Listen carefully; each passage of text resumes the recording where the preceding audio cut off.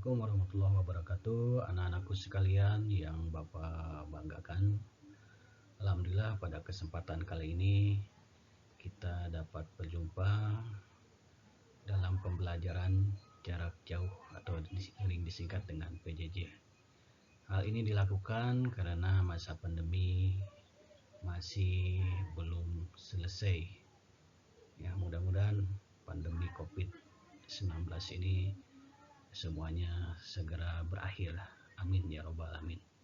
Nah, pada kesempatan kali ini Bapak akan mencoba menyampaikan materi atau menjelaskan materi tentang pelanggaran hak dan pengingkaran kewajiban UKBM 1 PPKN kelas 12 semester 5. Sebelum kita mengkaji lebih jauh tentang materi yang tadi Bapak sebutkan, yaitu pelanggaran hak dan pengingkaran kewajiban warga negara, maka pada kesempatan kali ini Bapak ingin menyampaikan juga tentang kompetensi dasar atau tujuan dari pembelajaran kali ini. Di antaranya, para peserta didik diharapkan mampu 1. Menganalisis nilai-nilai Pancasila terkait dengan kasus-kasus pelanggaran hak dan pengingkaran kewajiban warga negara dalam kehidupan berbangsa dan bernegara. Yang kedua, menyaji hasil analisis nilai-nilai Pancasila terkait dengan kasus-kasus pelanggaran hak dan pengingkaran kewajiban warga negara dalam kehidupan berbangsa dan bernegara.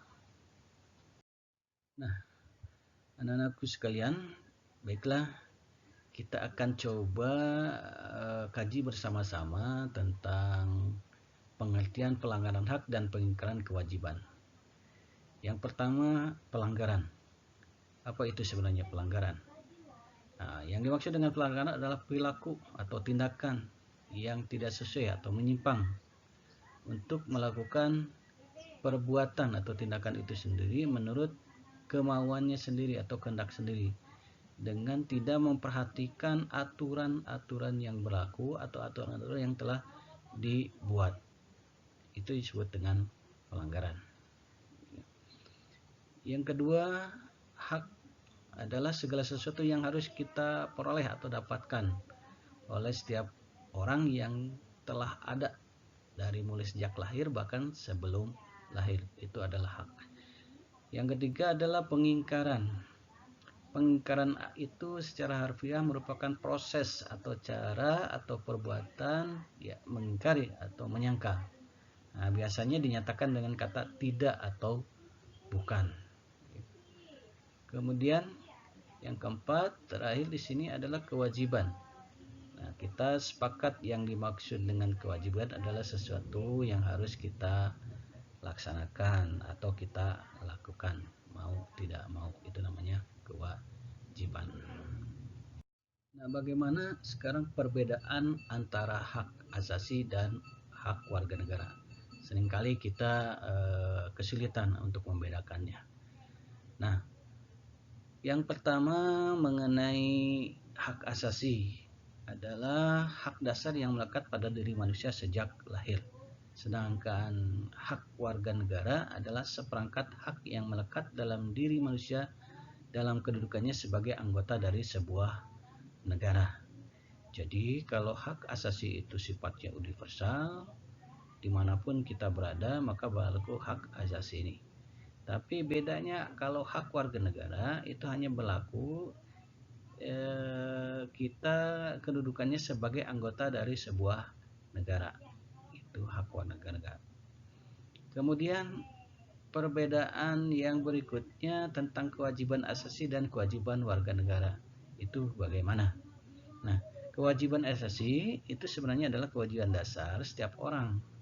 Dengan kata lain, kewajiban asasi terlepas dari status kewarganegaraan yang dimiliki oleh orang tersebut. Nah, ini juga sama dengan hak asasi, berlaku universal. Jadi tidak mengenal status kewarganegaraan. Semuanya punya kewajiban yang sama sebagai kewajiban asasi.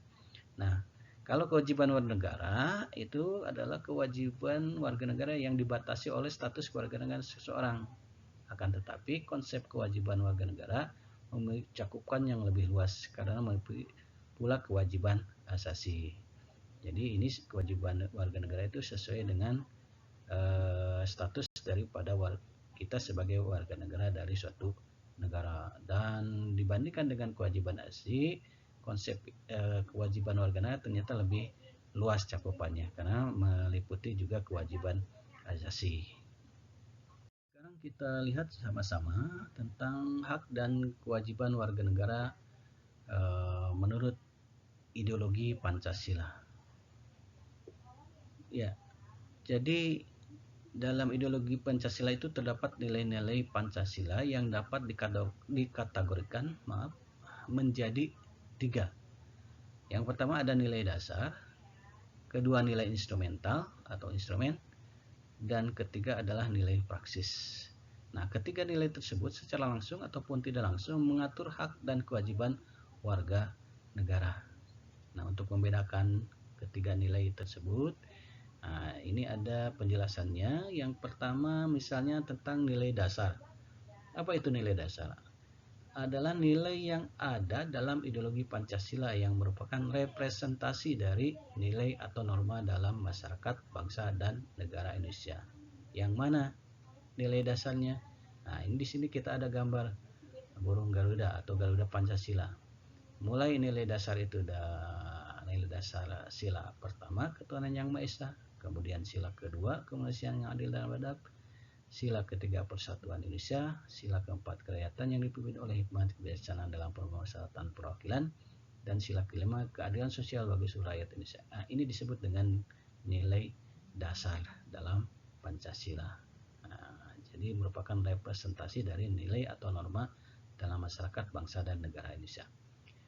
Yang berikutnya adalah nilai instrumental. Apa itu nilai instrumental? Adalah nilai yang merupakan pendukung utama dari nilai dasar Pancasila itu sendiri. Ya, seperti apa? Seperti aturan-aturan atau peraturan perundang-undangan. Nah, yang berikutnya nilai praksis. Apa itu nilai praksis? Adalah pelaksanaan secara nyata atau real dari nilai-nilai dasar dan nilai-nilai instrumental itu sendiri. Jadi misalnya sila ketuhanan yang Maha Esa, pelaksanaannya yang nyata seperti apa? Misalnya toleransi beragama, kemudian melaksanakan, atau dengan kata lain kita menjunjung tinggi nilai-nilai agama yang kita anut sendiri. Begitu. Untuk lebih memahami lebih jauh tentang hak dan kewajiban warga negara sesuai dengan nilai dasar sila-sila Pancasila, nah ini ada beberapa contoh yang bisa kita amati sehari-hari dalam kehidupan kita sendiri. Misalnya sila 1, di situ ada hak warga negara untuk bebas memeluk agama sesuai dengan kepercayaannya, serta melaksanakan ibadah sesuai dengan ajaran agamanya masing-masing. Nah, itu yang disebut dengan haknya sebagai warga negara.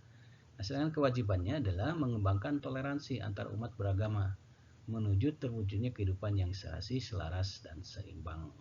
Itu ya, mengembangkan toleransi adalah kewajiban kita sebagai umat beragama. Nah, sering kita mengenal ada yang disebut dengan tri kerukunan beragama. Nah, yang tri kerukunan beragama itu ada 3 kerukunan. 1, kerukunan antar umat beragama. 2, kerukunan antar umat seagama.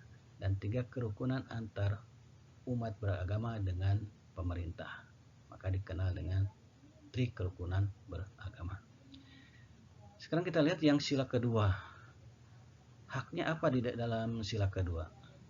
Kita sebagai warga negara punya hak pada kedudukan yang sama dalam hukum, serta memiliki hak-hak yang sama juga untuk mendapatkan jaminan dan perlindungan hukum. Nah, sedangkan kewajibannya mengakui persamaan derajat, hak, dan kewajiban setiap manusia tanpa membeda-bedakan suku, keturunan, agama, jenis kelamin, dan lain sebagainya. Ya. Nah, membeda-bedakan atau diskriminatif. Sila ketiga, hak setiap warga negara dalam keberagaman yang terjadi kepada masyarakat Indonesia seperti hak mengembangkan budaya daerah untuk memperkaya budaya nasional. Sedangkan kewajibannya adalah kita harus menjaga dan mengembangkan persatuan Indonesia atas dasar Bhinneka Tunggal Ika. Begitu. Sila keempat, partisipasi politik warga negara itu merupakan bagian dari hak sebagai warga negara yang diwujudkan dalam bentuk kebebasan berpendapat, berorganisasi, serta hak berpartisipasi dalam pemilu, pilkada, dan lain sebagainya. Kemudian kewajibannya adalah kita harus mengutamakan musyawarah dalam mengambil keputusan untuk kepentingan bersama. Sila kelima yang terakhir, hak milik perorangan dan dilindungi pemanfaatannya oleh negara serta memberi kesempatan sebesar-besarnya kepada masyarakat. Nah, itu haknya sesuai dengan sila kelima, hak kita sebagai warga negara. Sedangkan kewajibannya adalah mengembangkan sikap gotong royong dan kekeluargaan dengan masyarakat di lingkungan sekitar. Ya. Tujuannya apa? Kita mengembangkan sifat gotong dan kekeluargaan, yaitu sesuai dengan sila ketiga untuk terjaminnya nilai-nilai persatuan dan kesatuan bangsa. Kita sudah membahas tentang hak dan kewajiban warga negara sesuai dengan nilai-nilai dasar sila-sila Pancasila dari mulai sila 1 sampai 5.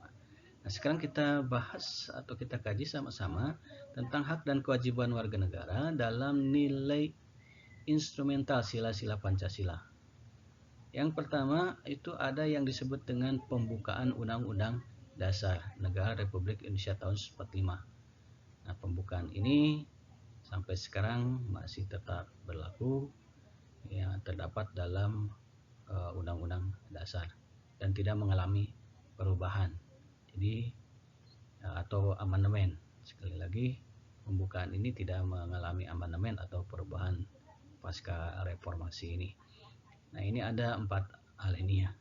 Itu yang pertama, instrumental, nilai instrumentalnya. Yang kedua adalah pasal demi pasal. Pasal demi pasal. Misalnya pasal 26 di Undang-Undang Dasar NRI tahun 1945 itu sendiri. Itu bicara tentang hak atas kewarganegaraan.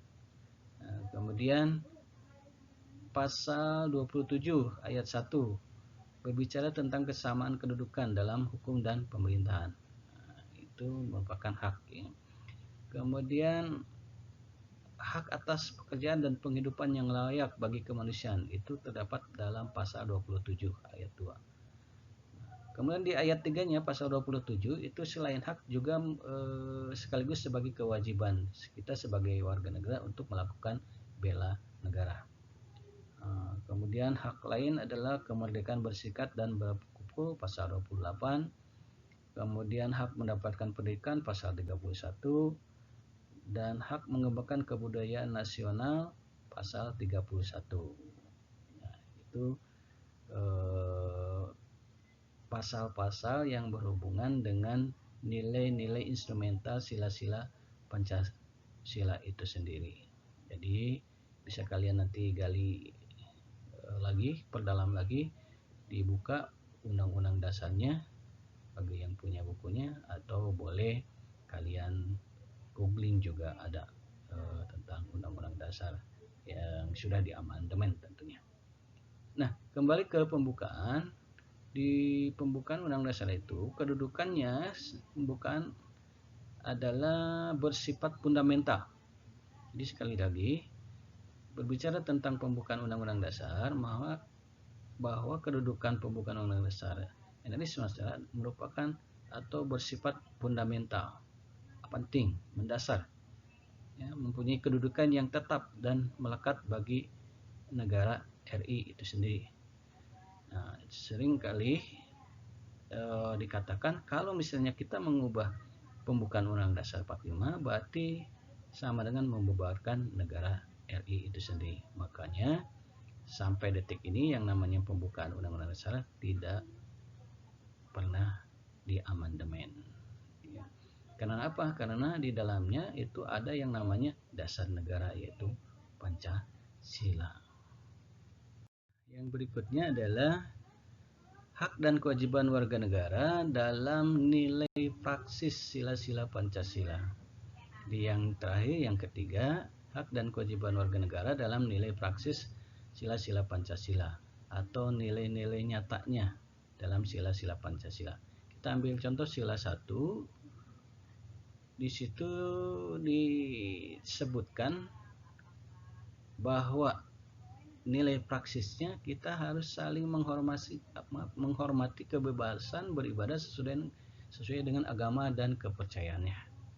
Sila kedua, mengakui persamaan derajat, hak dan kewajiban antar sesama manusia. Jadi manusia atau kita sebagai warga negara mempunyai persamaan derajat, hak dan kewajiban. Jadi tidak boleh dibeda-bedakan. Yang ketiga atau sila ketiga, memajukan pergaulan demi persatuan dan kesatuan bangsa yang berbineka tunggal ika. Ya, sesuai dengan isi dari atau bunyi dari sila ketiga Persatuan Indonesia. Jadi kita harus menjunjung tinggi atau memajukan pergaulan demi persatuan dan kesatuan bangsa yang berbineka tunggal ika. Ya. Walaupun berbeda-beda, tetapi kita tetap satu tujuan. Gitu.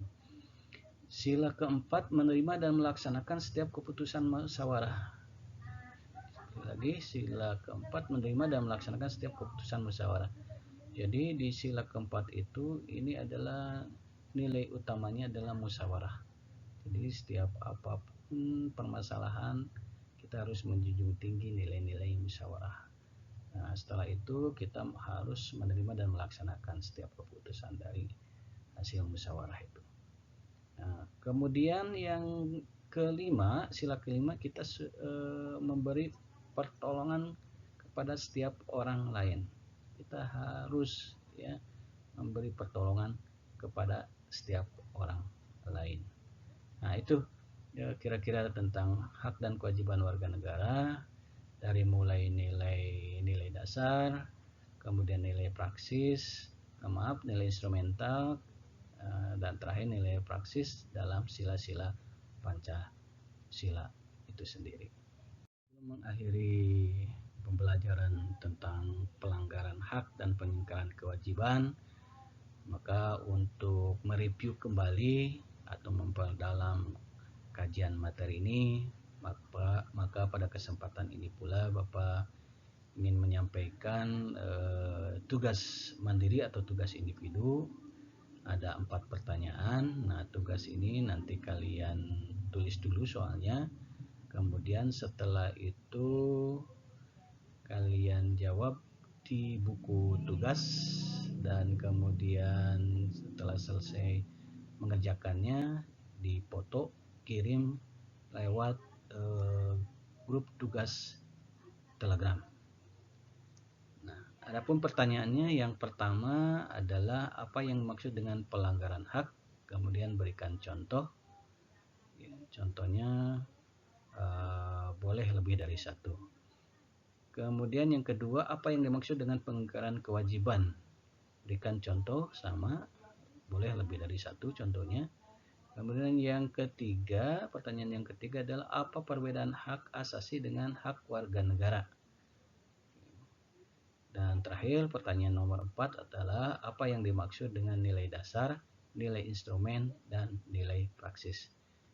Demikian itu tadi tentang tugas individunya. Mudah-mudahan bisa kalian pahami dari materi yang sudah Bapak jelaskan tadi, sehingga bisa menjawab pertanyaan-pertanyaan berikut ini. Aku sekalian, sekian dan terima kasih atas segala perhatiannya. Semoga materi yang sudah dijelaskan tadi, yang sudah kita kaji bersama-sama, dapat bermanfaat buat kita semua, sehingga kita menambah wawasan dan pengetahuan kita tentang materi PPKN ini.